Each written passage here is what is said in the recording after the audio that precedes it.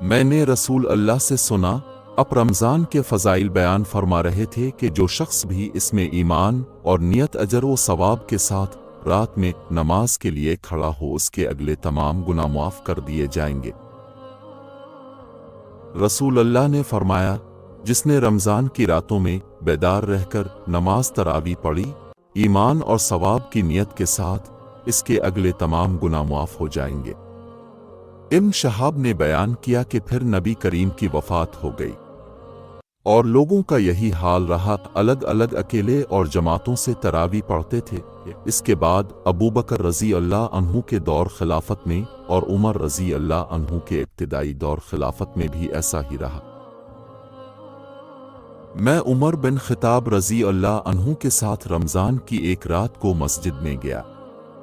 سب لوگ متفرق اور منتشر تھے، کوئی اکیلا نماز پڑھ رہا تھا اور کچھ کسی کے پیچھے کھڑے ہوئے تھے۔ اس پر عمر رضی اللہ عنہ نے فرمایا، میرا خیال ہے کہ اگر میں تمام لوگوں کو ایک قاری کے پیچھے جمع کر دوں تو زیادہ اچھا ہوگا، چنانچہ اپنے یہی ٹھان کر ابی ابن کعب رضی اللہ عنہ کو ان کا امام بنا دیا۔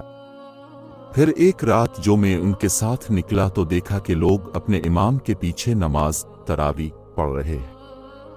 حضرت عمر رضی اللہ عنہ نے فرمایا، یہ نیا طریقہ بہتر اور مناسب ہے، اور رات کا وہ حصہ جس میں یہ لوگ سو جاتے ہیں اس حصہ سے بہتر اور افضل ہے جس میں یہ نماز پڑھتے ہیں۔ آپ کی مراد رات کے آخری حصہ کی فضیلت سے تھی، کیونکہ لوگ یہ نماز رات کے شروع ہی میں پڑھ لیتے تھے۔